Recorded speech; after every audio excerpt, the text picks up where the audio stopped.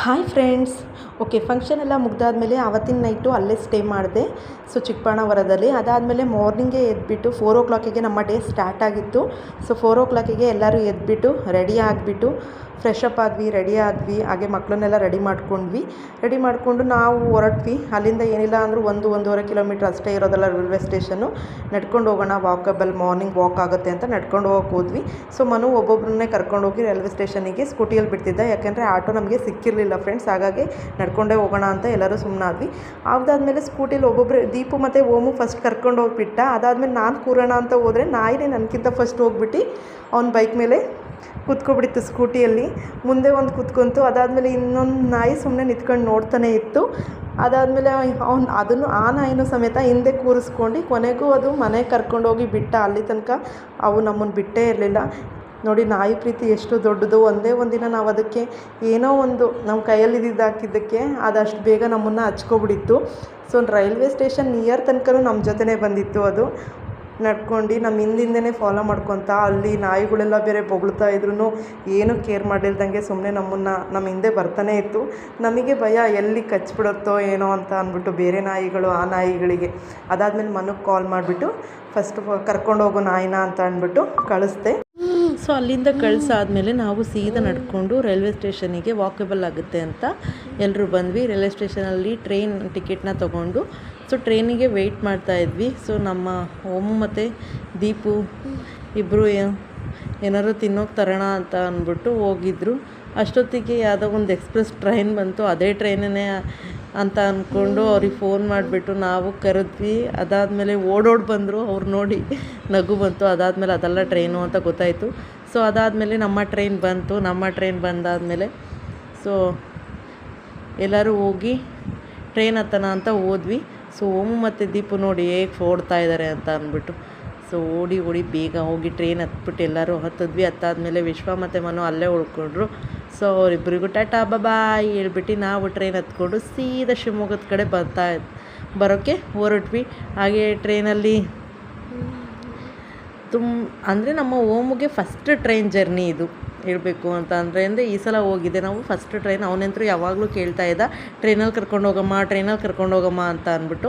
So ಹಾಗಾಗಿ ನಾವು ಬ್ಯಾಂಗ್ಳೂರಿಗೆ ಹೋಗೋ ಸಿಚುವೇಶನ್ ಬಂದಿದ್ದ ಕಾರಣದಿಂದಾಗಿ ನಾನು ಟ್ರೈನಲ್ಲೇ ಹೋಗೋಣ ಅಂತ ಅಂದ್ಬಿಟ್ಟು ಡಿಸೈಡ್ ಮಾಡಿಕೊಂಡು ಅವರನ್ನು ಟ್ರೈನಲ್ಲಿ ಕರ್ಕೊಂಡು ಹೋದೆ. ಸೊ ಅವನಂತರೂ ತುಂಬಾ ಇಷ್ಟಪಟ್ಟ, ತುಂಬಾ ಎಂಜಾಯ್ ಮಾಡ್ದ. ಟ್ರೈನ್ ಎಕ್ಸ್ಪೀರಿಯನ್ಸ್ ಅವನಿಗೆ ಗೊತ್ತಿರಲಿಲ್ಲ. ಸೊ ಈ ಎಕ್ಸ್ಪೀರಿಯನ್ಸ್ ಅವನಿಗೆ ತುಂಬಾ ಚೆನ್ನಾಗಿತ್ತು. ಮತ್ತೆ ಪದೇ ಕೇಳ್ತಿದ್ದ, ಮತ್ತೆ ಇನ್ನೊಂದು ಸಲ ಯಾವಾಗ ಹೋಗೋಣ ಟ್ರೈನಲ್ಲಿ ಅಂತ ಅಂದ್ಬಿಟ್ಟು. ಇದಾದಮೇಲೆ ಮತ್ತೆ ಯಾವಾಗ ಹೋಗೋದು ಅಂತ ಕೇಳ್ತಾ ಇದ್ದ. ಸೊ ಅದಾದಮೇಲೆ ತುಂಬಾ ಫ್ರೀಯಾಗಿತ್ತು ಟ್ರೈನು. ಒಬ್ಬೊಬ್ಬರು ಒಂದೊಂದು ಸೀಟಲ್ಲಿ ಮಲ್ಕೊಂಡು ಬಂದ್ವಿ. ತುಂಬ ಅಷ್ಟು ಫ್ರೀಯಾಗಿತ್ತು, ಆರಾಮಾಗಿ. ಅದಾದಮೇಲೆ ಟಿಫನ್ ಮಾಡಿರಲಿಲ್ಲ, ಅಲ್ಲೇ ದೋಸೆ ತೊಗೊಂಡು ಎಲ್ಲರೂ ಬೇಕಾದವರು ಇಡ್ಲಿ ತಿಂದರು, ಕೆಲವರು ದೋಸೆ ತಿಂದ್ವಿ. ಹಾಗೆ ಟೀ ಕುಡಿದ್ವಿ. ಕಾಫಿ ಕುಡಿಯೋರು ಕಾಫಿ ಕುಡಿದ್ರು, ಟೀ ಕುಡಿಯೋರು ಟೀ ಕುಡಿದ್ವಿ. ಸೊ ಟಿಫನ್ ಮಾಡಿಕೊಂಡು ಅದಾದಮೇಲೆ ಮಕ್ಕಳಿಗೂ ಟಿಫನ್ನ ತಿನ್ನಿಸ್ಕೊಂಡು ಅದಾದಮೇಲೆ ದೀಪು ಓಮು ಎಲ್ಲ ಸ್ವಲ್ಪ ಹೊತ್ತು ಹರಟೆ ಹೊಡಿತಾಯಿದ್ರು. ನಾವು ಹರಟೆ ಹೊಡ್ಕೊಂಡು ಅದಾದಮೇಲೆ ಶಿವಮೊಗ್ಗ ರೀಚ್ ಆಗ್ತಿದ್ದಂಗೆ ಒಬ್ಬೊಬ್ಬರು ಫೇಸಲ್ಲಿ ಗ್ಲೋನೆಸ್ ಅಂದರೆ ಎಷ್ಟು ಖುಷಿ ಕಾಣ್ತಾ ಇತ್ತು ಅಂದರೆ ಫ್ರೆಂಡ್ಸ್, ಅಷ್ಟೊಂದು ಖುಷಿ ಕಾಣ್ತಾ ಇತ್ತು. ಯಾಕೆ ಅಂತ ಅಂದರೆ ನಮಗಂತೂ ಆ ಬ್ಯಾಂಗ್ಳೂರು ಜರ್ನಿ ಸಾಕಾಗೋಗಿತ್ತು. ಯಾಕೆಂದರೆ ನಮ್ಮೂರೇ ನಮಗೆ ಚೆಂದ. ಮಲೆನಾಡಲ್ಲಿ ಇದ್ದು ನಾವು ಬ್ಯಾಂಗ್ಳೂರಲ್ಲಿ ಹೊಂದ್ಕೊಳೋದು ತುಂಬಾ ಕಷ್ಟ ಆಗುತ್ತೆ. ಅದಾದಮೇಲೆ ಶಿವಮೊಗ್ಗ ರೀಚ್ ಆದಮೇಲೆ ನಮ್ಮ ಮನೆಯವರು ರೈಲ್ವೆ ಸ್ಟೇಷನ್ ಹತ್ರ ಬಂದು ವೆಯ್ಟ್ ಮಾಡ್ತಾಯಿದ್ರು. ಅದಾದಮೇಲೆ ಕಾರಲ್ಲಿ ಎಲ್ಲರೂ ಹತ್ಕೊಂಡು ಸೀದಾ ಬಸ್ ಸ್ಟ್ಯಾಂಡಿಗೆ ಬಿಟ್ವಿ ಅವ್ರನ್ನ. ಅವರು ಸೀದಾ ಊರಿಗೆ ಹೋದ್ರು, ನಾನು ನಮ್ಮ ಮನೆಗೆ ಬಂದೆ. ಅದಾದಮೇಲೆ ಬಟ್ಟೆಗಳೆಲ್ಲ ವಾಷಿಗೆ ಹಾಕೋ ಸ್ವಲ್ಪ ಇದ್ವು. ಸೊ ಬಟ್ಟೆಗಳನ್ನೆಲ್ಲ ವಾಷಿಗೆ ಹಾಕ್ತೆ. ಹಾಗೆಯೇ ಕೆಲವು ಬಟ್ಟೆಗಳನ್ನು ಮಡ್ಚಿಡಬೇಕಾಗಿತ್ತು, ವಾಶ್ ಮಾಡಿರೋ ಅಂಥದ್ದನ್ನು. ಆ ಬಟ್ಟೆಗಳನ್ನು ಮಡ್ಚಿಬಿಟ್ಟು ಇಟ್ಟಿದ್ದೆ ಫ್ರೆಂಡ್ಸ್. ಹಾಗೆ ಮಡ್ಚಿಟ್ಕೊಂಡಾದಮೇಲೆ ಕಿಚನ್ ಕ್ಲೀನ್ ಮಾಡೋಕ್ಕೆ ಹೋಗೋಣ ಅಂತ ಅಂದ್ಬಿಟ್ಟು ಕಿಚನ್ನ ಕ್ಲೀನ್ ಮಾಡೋಕ್ಕೆ ಅಂತ ಹೊರಟೆ. ಹಾಗೆ ಪಾತ್ರೆಗಳೆಲ್ಲ ತೊಳೆದಿಟ್ಕೊಂಡಿದ್ದೆ. ಆ ಪಾತ್ರೆಗಳೆಲ್ಲ ತೊಳೆದಿರೋದನ್ನು ಕ್ಲೀನಾಗಿ ಅರೇಂಜ್ ಮಾಡಿದೆ. ಸೊ ಯಾವ್ಯಾವ ಅದನ್ನು ಎಲ್ಲೆಲ್ಲಿ ಇಡಬೇಕು ಅಂತ ಅಂದ್ಬಿಟ್ಟು ಕ್ಲೀನಾಗಿ ಒಂದು ಬಟ್ಟೆಲಿ ಒರೆಸ್ಬಿಟ್ಟು ಎಲ್ಲ ಅರೇಂಜ್ ಮಾಡಾದಮೇಲೆ ನಾನು ಮೀಶೋದಿಂದ ಹಾಗೆ ಒಂದು ಆರ್ಡ್ರ್ ಕೂಡ ಬಂದಿತ್ತು ಫ್ರೆಂಡ್ಸ್. ಸೊ ಒಂದು ಸ್ಪೂನ್ ಸ್ಟ್ಯಾಂಡನ್ನ ತೊಗೊಂಡಿದ್ದೆ. ಆ ಸ್ಪೂನ್ ಸ್ಟ್ಯಾಂಡನ್ನ ನಿಮಗೆ ತೋರಿಸ್ತೀನಿ ಬರ್ರಿ. ಹಾಗೆ ನೋಡಿ, ಈ ಸ್ಪೂನ್ ಸ್ಟ್ಯಾಂಡ್ ನನಗಂತೂ ತುಂಬಾ ಹೆಲ್ಪ್ಫುಲ್ ಆಗ್ತಾಯಿದೆ. ನಿಮಗೂ ಬೇಕು ಅಂತ ಅಂದರೆ ಡಿಸ್ಕ್ರಿಪ್ಷನಲ್ಲಿ ಹಾಕಿರ್ತೀನಿ ಫ್ರೆಂಡ್ಸ್, ಬೇಕು ಅಂದರೆ ತೊಗೊಳ್ಳಿ, ಓಕೆನಾ. ಅದಾದಮೇಲೆ ಕಿಚನ್ ಎಲ್ಲ ಕ್ಲೀನ್ ಮಾಡ್ಕೊಳ್ಳೋಣ ಅಂತ ಕ್ಲೀನ್ ಮಾಡ್ಕೊತಾ ಇದ್ದೆ. ಒರೆಸ್ಕೋಬೇಕಾಗಿತ್ತು. ಅಷ್ಟೊತ್ತಿಗೆ ನನ್ನ ಮಗಳು ಕೂಡ ಅವಳಿಗೂ ನಿದ್ದೆ ಬಂದುಬಿಟ್ಟಿತ್ತು. ನೈಟ್ ಆಗಿಬಿಟ್ಟಿತ್ತು, ಆಲ್ರೆಡಿ 10-10:30 ಆಗಿಬಿಟ್ಟಿತ್ತು ಟೈಮು. ಆದರೂ ನನ್ನ ಕೆಲಸ ಮುಗ್ದೇ ಇರಲಿಲ್ಲ. ನನ್ನ ಮಗಳು ಬೇರೆ ಅಷ್ಟೋ ತನಕ ಆಟಾಡ್ತಾಯಿದ್ಲು. ಅವಳಿಗೂ ನಿದ್ದೆ ಬಂದಿರೋ ಕಾರಣದಿಂದ ನಾನು ಹಾಗೆ ಶೋಲ್ಡರ್ ಮೇಲೆ ಅವಳನ್ನು ಮಲಗಿಸ್ಕೊಂಡು ಹಾಗೆ ಶೆಲ್ಫ್ನ ಒರೆಸ್ಕೊಳ್ಳೋಣ ಅಂತ ಅಂದ್ಬಿಟ್ಟು ಒರೆಸ್ಕೊಂಡೆ ಫ್ರೆಂಡ್. ಅದಾದಮೇಲೆ ಹೋಗ್ಬಿಟ್ಟು ಶೆಲ್ಫು ಮತ್ತು ಒಲೆ ಎಲ್ಲ ಒರೆಸ್ಕೊಂಡಾದ್ಮೇಲೆ ಎಲ್ಲ ಕ್ಲೀನ್ ಮಾಡಿಕೊಂಡು ಕಸ ಒರೆಸ್ಕೊಂಡು ಒಂದು ಸಲ ಕಿಚನ್ನ ಸೀದಾ ಹೋಗಿ ಮಲ್ಕೊಂಡು ರೆಸ್ಟ್ ಮಾಡಿದ್ವಿ. ಅಂದರೆ ಊಟಕ್ಕೆ ಔಟ್ಸೈಡಿಂದನೇ ತೊಗೊಬಂದಿದ್ರು. ಯಾಕೆ ಅಂದರೆ ಮಾಡೋಕ್ಕಾಗಿರಲಿಲ್ಲ ನನಗೆ ಮಗು ಇಟ್ಕೊಂಡು, ಮತ್ತು ನಾನು ತುಂಬ ಸುಸ್ತಾಗ್ಬಿಟ್ಟಿದ್ದೆ ಅಂತ ಅಂದ್ಬಿಟ್ಟು ನಮ್ಮನೆಯವ್ರು ಔಟ್ಸೈಡಿಂದನೇ ಊಟ ತಂದಿದ್ದರು. ಸೊ ಊಟ ಎಲ್ಲ ಮಾಡಿಕೊಂಡು ಸ್ಲೀಪ್ ಮಾಡಿದ್ವಿ. ಅದಾದಮೇಲೆ ಮಾರ್ನಿಂಗೇ ನಾನು ಎಲ್ಲಿಗೆ ಹೋಗ್ತೀನಿ ಏನು ಅಂತ ಅಂದ್ಬಿಟ್ಟು ಈ ವಿಡಿಯೋ ಸ್ಕಿಪ್ ಮಾಡ್ದಲೇ ನೋಡಿ ನಿಮಗೆ ಗೊತ್ತಾಗುತ್ತೆ. ಅದಾದಮೇಲೆ ಮಾರ್ನಿಂಗು ತುಂಬ ಟೈರ್ಡ್ ಆಗಿರೋದ್ರಿಂದ ನಾನು 6:30, 7ಗೆ ಎದ್ದಿದ್ದೆ ಫ್ರೆಂಡ್ಸ್. ಸೊ ಅದಾದಮೇಲೆ ಬಾಗಿಲೆಲ್ಲ ತೊಳೆದೆ. ಹಾಗೆ ರಂಗೋಲಿ ಕೂಡ ಖಾಲಿಯಾಗಿತ್ತು. ಬಾಕ್ಸಿಗೆ ರಂಗೋಲಿ ಹಾಕ್ಕೊಂಡೆ. ಸೊ ಇಷ್ಟು ರಂಗೋಲಿನ ಹಾಕ್ಕೊಂಡಾದ್ಮೇಲೆ ಹೊರಗಡೆ ಹೋಗಿ ಬಾಗಿಲನ್ನೆಲ್ಲ ತೊಳೆದು ನೀಟಾಗಿ ಒಂದು ಪುಟ್ಟದಾಗಿ ರಂಗೋಲಿನ ಬಿಟ್ಟೆ. ಸೊ ಬಾಗಿಲಿಗೆ ಹಾಗೆ ರಂಗೋಲಿ ಬಿಟ್ಟು ಅರಿಶಿನ ಕುಂಕುಮ ಇಟ್ಟು ಹೂವನ್ನು ಇಟ್ಟೆ. ನೋಡಿದೆ ಫ್ರೆಂಡ್ಸ್, ಈ ರೀತಿ ಇತ್ತು. ಇಷ್ಟ ಆದರೆ ಲೈಕ್ ಮಾಡಿ. ಅದಾದಮೇಲೆ ಗಿಡಗಳೆಲ್ಲ ಒಣಗೋಗ್ಬಿಟ್ಟಿತ್ತು. ಸೊ ಹಾಗಾಗಿ ಪಾಟ್ಗಳಿಗೆಲ್ಲ ನೀರು ಹಾಕ್ತಾಯಿದ್ದೆ. ಕೆಲವೊಂದು ಪಾಟ್ಗಳಿಗೆ ನೀರು ಹಾಕಬೇಕಾಗಿತ್ತು, ಕೆಲವೊಂದು ಪಾಟ್ ತುಂಬಾ ಹಾಳಾಗ್ಬಿಟ್ಟಿತ್ತು. ಸೊ 2 ಡೇಸ್ ಇಲ್ಲದಿದ್ದಕ್ಕೆ ನನ್ನ ಮನೆಯಲ್ಲಿ ಗಿಡ ಎಲ್ಲ ಪೂರ್ತಿ ಬಾಡೋಗಿತ್ತು. ಸೊ ನಮ್ಮ ಮನೆಯವ್ರು ಕೂಡ ನೀರು ಹಾಕಿರಲಿಲ್ಲ. ಹಾಗಾಗಿ ನಾನು ನೀರು ಹಾಕಬೇಕಾಗಿತ್ತು. ಅಂದರೆ ಹಾಕಿ ಹೋಗಿದ್ದೆ ನಾನು ಊರಿಗೆ ಹೋಗಬೇಕಾದ್ರೆ. ಅದಾದಮೇಲೆ ಬಿಸಿಲು ತುಂಬ ಇತ್ತಲ್ಲ, ಹಾಗಾಗಿ ಅದು ನೀರು ಸಾಕಾಗ್ತಾಯಿಲ್ಲ ಅವಕ್ಕೆ ಪಾಟ್ಗಳಿಗೆ. ಅದಾದಮೇಲೆ ತುಳಸಿ ಗಿಡಕ್ಕೆ ನೀರು ಹಾಕಿ ಅರಿಶಿನ ಕುಂಕುಮ ಎಲ್ಲ ತುಳಸಿ ಗಿಡನ ಪಾಟ್ನ ತೊಳೆದು ಅದಕ್ಕೆ ಅರಿಶಿನ ಕುಂಕುಮ ಇಟ್ಟು ಹಾಗೆ ಹೂವನ್ನು ಮುಡಿಸ್ದೆ ಫ್ರೆಂಡ್ಸ್. ಅದಾದಮೇಲೆ ಬಾಗಿಲಿಗೆ ಒಂದು ಪುಟ್ಟದಾಗಿ ರಂಗೋಲಿನ ಹಾಕಿದ್ದೆ. ಸೊ ನೋಡಿ ಫ್ರೆಂಡ್ಸ್, ಈ ರೀತಿ ರಂಗೋಲಿ ಇತ್ತು. ಇಷ್ಟ ಆದರೆ ಇದಕ್ಕೂ ಕೂಡ ಲೈಕ್ ಮಾಡಿ. ಹಾಗೆ ಅದಾದಮೇಲೆ ನನ್ನ ಮಗಳು ಕೂಡ ಎದ್ಬಿಟ್ಟಿದ್ರು. ಅವರಿಗೆ ಹಾಲೆಲ್ಲ ಕಾಸು ಕೊಟ್ಟು ಹಾಲು ಕುಡಿಸಿ ಅದಾದಮೇಲೆ ನಾವು ಊರಿಗೆ ಹೋಗಬೇಕಾಗಿತ್ತು ಮತ್ತೆ. ಸೊ ಯಾಕೆ ಅಂತ ಅಂದರೆ ನನ್ನ ಅಮ್ಮನ ಮನೆಯಲ್ಲಿ ಹಬ್ಬ ಇತ್ತು.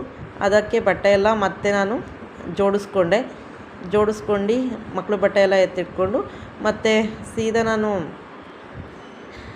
ಏನು ಬಟ್ಟೆಗಳನ್ನೆಲ್ಲ ವಾಶ್ ಮಾಡೋ ಕೆಲವೊಂದು ಇದ್ವಲ್ಲ, ಆ ಬಟ್ಟೆಗಳನ್ನು ವಾಶ್ ಮಾಡೋಕ್ಕೆ ಹಾಕಿದ್ನಲ್ಲ, ಅವನ್ನ ವಾಷಿಂಗ್ ಮಿಷಿನಿಗೆ ಹಾಕಿದ್ದೆ. ಸೊ ವಾಷಿಂಗ್ ಮಿಷಿನಿಗೆ ಹಾಕ್ಬಿಟ್ಟು ಕೆಲವೊಂದು ಕೈಯಲ್ಲೇ ಹ್ಯಾಂಡ್ ವಾಶಲ್ಲಿ ಮಾಡಬೇಕಾಗಿರೋದನ್ನು ಹ್ಯಾಂಡ್ ವಾಶ್ ಮಾಡಿದ್ದೆ. ಸೊ ಅವನ್ನೆಲ್ಲ ಒಣಗಾಕ್ಬೇಕಾಗಿತ್ತು. ವಾಷಿಂಗ್ ಮಿಷಿನಿಗೆ ಹಾಕಿರೋವು ಒಣಗಾಕಾದ್ಮೇಲೆ ನಾನು ಹೋಗಿ ಸೀದಾ ಫ್ರೆಶ್ ಅಪ್ ಆಗಿ ನನ್ನ ದೇವ್ರ ಮನೇನ ಈ ರೀತಿ ಅಲಂಕಾರ ಮಾಡ್ಕೊಂಡಿದ್ದೆ ಫ್ರೆಂಡ್ಸ್. ಪೂಜೆಗೆಲ್ಲ ರೆಡಿ ಮಾಡ್ಕೊಂಡಾದ್ಮೇಲೆ ಪೂಜೆನ ಮಾಡಿದೆ. ಸೊ ಸಿಂಪಲಾಗಿ ಪೂಜೆನ ಮುಗಿಸ್ದೆ ಫ್ರೆಂಡ್ಸ್. ಹಾಗೆ ಪೂಜೆ ಹೇಗಿತ್ತು ಅಂತ ಕಮೆಂಟಲ್ಲಿ ತಿಳಿಸಿ. ಪೂಜೆ ಎಲ್ಲ ಕಂಪ್ಲೀಟ್ ಆದಮೇಲೆ ನಾನು ಮತ್ತು ನನ್ನ ಮಕ್ಕಳಿಬ್ಬರನ್ನು ರೆಡಿ ಮಾಡ್ಕೋಬೇಕಾಗಿತ್ತು. ಸೊ ಅವರನ್ನು ಸಮೇತ ನಾನು ರೆಡಿ ಮಾಡಿಕೊಂಡೆ. ನನ್ನ ಮಗಳು ನಾನು ಯಾವಾಗ ಹೇಳ್ತೀನೋ ಅಷ್ಟು ಬೇಗನೆ ಎದ್ಬಿಡ್ತಾಳೆ ಅವಳು. ಅದಾದಮೇಲೆ ಕೆಲವು ಬಟ್ಟೆಗಳನ್ನು ಕೈಯಲ್ಲಿ ವಾಶ್ ಮಾಡಿರೋ ಒಂದು ಸಮೇತ ಹಾಗೆ ಹೋಗ್ಬಿಟ್ಟು ಒಣಗಾಕ್ಬಿಡೋಣ ಅಂತ ಕೆಲವೊಂದು ಬಟ್ಟೆಗಳನ್ನು ಸಮೇತ ನಾನಿಲ್ಲಿ ಒಣಗಾಕ್ತೆ ಫ್ರೆಂಡ್ಸ್. ಅದಾದಮೇಲೆ ಮಕ್ಕಳನ್ನ ರೆಡಿ ಮಾಡಿಕೊಂಡೆ. ನನ್ನ ಮಗಳು ಔಟ್ಫಿಟ್ ಈ ಥರ ಇತ್ತು. ಸೊ ಕರ್ಪೂರದ ಕವರ್ ತೊಗೊಂಡು ಪೂರ್ತಿ ಕಚ್ಚಿಪಿಚ್ಚಿ ಮಾಡ್ತಾಯಿದ್ದು. ಅದಾದಮೇಲೆ ಬಾಗಿಲಿಗೆ ಹಾಕಿರೋ ರಂಗೋಲಿ ಸಮೇತ ಮಾಡ್ತಾಯಿದ್ಲು. ಅಂದರೆ ಅಳಿಸ್ಬಿಡ್ತಾರೆ ಮಕ್ಕಳು, ಏನು ಮಾಡೋಕ್ಕಾಗತ್ತೆ ಅಲ್ವಾ. ಅದಾದಮೇಲೆ ಸೀದಾ ಎಲ್ಲ ಕೆಲಸ ಮುಗಿಸ್ಕೊಂಡು ನಾನು ನಮ್ಮ ಊರು ಹೊಸೂರನ್ನ ಬಿಟ್ಟೆ.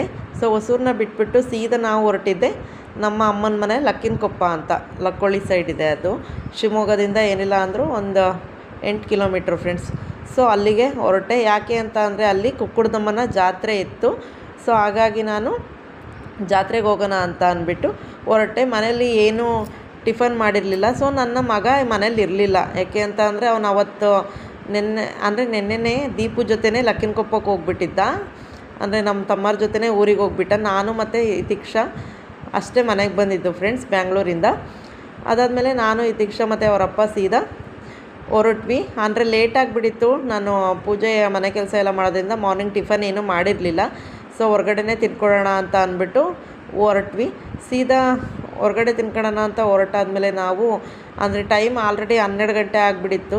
ಇನ್ನೇನು ಟಿಫನ್ ಮಾಡೋದು ಅಂತ ಸೀದಾ ಊಟಕ್ಕೆ ಹೋಗೋಣ ಅಂತ ಅಂದ್ಬಿಟ್ಟು ಊಟಕ್ಕೆ ಹೊರಟ್ವಿ. ಸೊ ಅವಳಿಗೆ ಹಾಲೆಲ್ಲ ಕುಡಿಸಿ ನಾನು ಅಂದರೆ ಹಾಲೆಲ್ಲ ಕುಡಿಸಿದ್ದೆ. ಹಂಗಾಗಿ ಅವಳು ಸ್ವಲ್ಪ ಹೊತ್ತು ಕಾದ್ಲು. ಅವಳು ಸಮೇತ ಹೊಟ್ಟೆ ಹಸಿಗೆ ತಡೆಯಲ್ಲ, ತುಂಬಾ ಬೇಗ ಇದು ಮಾಡ್ತಾಳೆ. ಹಾಗೆ ಮನೇಲಿ ಸ್ವಲ್ಪ ಮಂಡಕ್ಕಿ ಅದು ಇದು ತಿನ್ನಿಸಿದ್ದೆ, ಮಂಡಕ್ಕಿ ತಿಂಡಿ ಅವೆಲ್ಲ.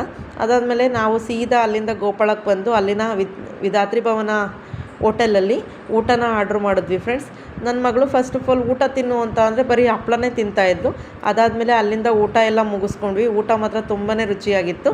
ಸೀದಾ ಅಲ್ಲಿಂದ ಊಟ ಮುಗಿಸ್ಕೊಂಡು ನಮ್ಮ ಮನೆಯವ್ರು ಕರ್ಕೊಂಡು ನನಗೆ ಲಕ್ಕಿನಕೊಪ್ಪಕ್ಕೆ ಸೀದಾ ಕರ್ಕೊಬಂದು ಬಿಟ್ಟರು ಫ್ರೆಂಡ್ಸ್. ನೋಡಿ ನಮ್ಮ ಊರಿನ ದೇವಸ್ಥಾನ ಹೇಗಿತ್ತು ಅಂತ ಅಂದ್ಬಿಟ್ಟು.